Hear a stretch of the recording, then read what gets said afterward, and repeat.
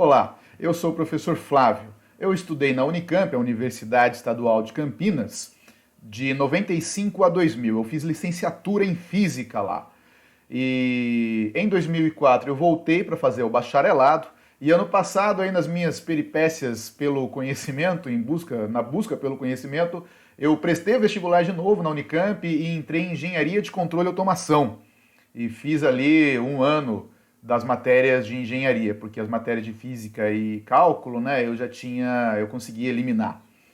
E eu estou aqui para dispor a vocês os meus conhecimentos para ajudá-los aí na sua carreira de estudante dessas áreas de exatas, né, de matemática e física. Esteja você estudando no ensino fundamental de sexto ano ao nono ano, matemática, ou esteja você estudando física ou matemática no ensino médio, ou ainda no ensino superior, tá? Seja cálculo 1, 2, 3, ABC, física 1, 2, 3, 4, álgebra linear, o que mais que tem?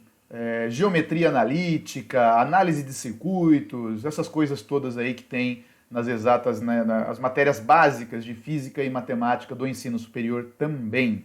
Tá? Atualmente eu dou aula numa grande rede de colégios particulares do Brasil e também dou essas aulas particulares. Há mais de 20 anos eu venho prestando esse serviço aí e eu espero poder ajudá-lo. A seguir eu quero mostrar para vocês uma videoaula de exemplo, onde eu ensino ali a equação de Torricelli, que é um conteúdo de física do ensino médio, mas poderia ser muito bem equações diferenciais de segunda ordem ou soma de frações lá do fundamental, tá? Veja aí a minha aula, veja se você gosta, me contate aqui nesse telefone que está aparecendo aqui embaixo e eu espero poder ajudá-lo em breve. Equação de Torricelli. A equação de Torricelli, ela vem da fórmula da equação da aceleração. Aceleração é a variação da velocidade sobre o tempo que isso ocorre. E vem também da equação horária do movimento uniformemente variado, né? que diz que o deslocamento de um objeto que está acelerando, ele é igual a V0 t mais at ao quadrado sobre 2. Tá? Então, o deslocamento de um objeto que está acelerando, ele depende da velocidade inicial, do tempo e da aceleração que ele tem. Ok? Então, com essas duas equações aqui, com essa primeira equação, aliás, a gente isola o valor do t aqui, né? Ó, multiplica por t dos dois lados e depois divide por a dos dois lados, né? Vai ficar isso daqui, ó. V menos V0 sobre A. É como se a gente trocasse o T e o A de lugar aqui. Tá bom? Passo o T multiplicando, né? E passo o A dividindo. Mas o correto é dizer multiplica por T dos dois lados e depois divide por A dos dois lados. Vai ficar isso daí. Se você colocar esse cara aqui, olha. Se você colocar V menos V0 no lugar desse T e no lugar desse T aqui, depois de uma conteira danada, uma algebreira danada, tá? Usa produto notável, frações algébricas, usa tudo que você viu no ensino fundamental de matemática. Depois dessa conteira toda, você vai chegar nisso aqui, ó. V quadrado é igual a V0 ao quadrado mais 2A delta S. Essa é a equação de Torricelli, tá? Qual é a característica principal dela? Ela não usa o valor do tempo. Torricelli. Ela não usa o valor do tempo, tá vendo? Ó, ela relaciona, né, essa equação relaciona a velocidade final do objeto, né? Então, você tem lá um carro, por exemplo, né? Você começa a fotografar o movimento dele, né? Observar o movimento dele no tempo zero, né? Não importa o tempo, na verdade, nem vou colocar aqui, tá? Ele começa o movimento dele aqui com uma certa velocidade percorre uma certa distância, um certo deslocamento aqui. E então, depois de um certo tempo, depois desse deslocamento, estou falando tempo aqui, mas não importa o tempo, ele vai ter uma velocidade final V. Né? Então ele tinha uma velocidade inicial e depois ele vai ter uma velocidade final. Tá?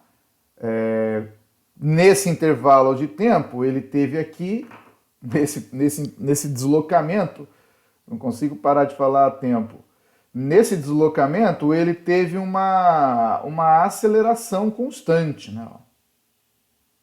Uma aceleração constante. Então a relação entre essas quantidades, velocidade inicial, velocidade final, aceleração e deslocamento, é a equação de Torricelli. Tá? Eu vou dar um exemplo aqui, só para fechar esse assunto.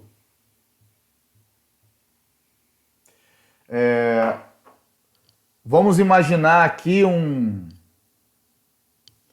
que a gente pode pensar aqui? Vamos imaginar um carro, né? Um carro comum aí do cotidiano nosso, que ele tem uma velocidade inicial V0. Vamos supor que ele está parado, né? Vamos supor que o carro está parado e ele vai atingir a velocidade final de 72 km por hora. 72 km por hora dividido por 3,6, né, para saber em metros por segundo, vai dar 20 metros por segundo.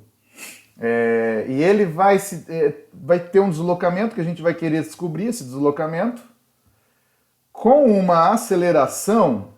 Vamos supor que ele vai, vamos colocar aqui 108 km por hora, porque daí eu sei que ele vai demorar, que ele vai ter, né, dividindo aqui por 3,6, ele vai ter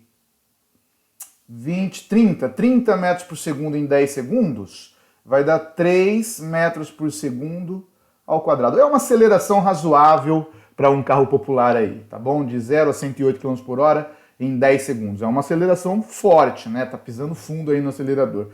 Quantos metros esse carro percorre, tá? Então, usando ali a equação de Torricelli, V quadrado é igual a V0 ao quadrado mais 2A delta S, a gente quer descobrir o delta S, a velocidade final é 20 ao quadrado, a velocidade inicial é 0, a aceleração é 3, então isso aqui vai nos dar 400 é igual a 6 delta S, delta S, portanto, vai ser 400 sextos, ou 200 terços. Vai dar aproximadamente, terminando aqui, aproximadamente o quê? 17, vou arredondar aqui para 170 metros. Tá? Então esse é o resultado. Então, um carro popular acelerando aí no máximo que ele pode, né, mais ou menos aproximadamente, né, vai depender, claro, do carro, ele vai percorrer 170 metros para ele aumentar a velocidade de 0 para 72 km por hora, tá bom? Esse 108 aqui é a aceleração máxima que ele poderia ter, não é o caso aqui do problema, né? Nesse problema, esse carro acelera até 72 km por hora. Né? E a pergunta é assim, qual é o deslocamento desse veículo enquanto ele acelera de 0 a 72 km por hora a 3 metros por segundo ao quadrado? Então a resposta é, pela equação de Torricelli, que ele vai percorrer 170 metros. Beleza? É isso, gente. Eu espero que você tenha apreciado essa aula. Se você quiser agendar uma aula comigo, liga aqui para esse número e eu terei o maior prazer em atendê-lo. Se eu não puder atender a chamada, você pode me mandar uma mensagem pelo WhatsApp que eu respondo assim que for possível, tá bom? Muito obrigado, até mais.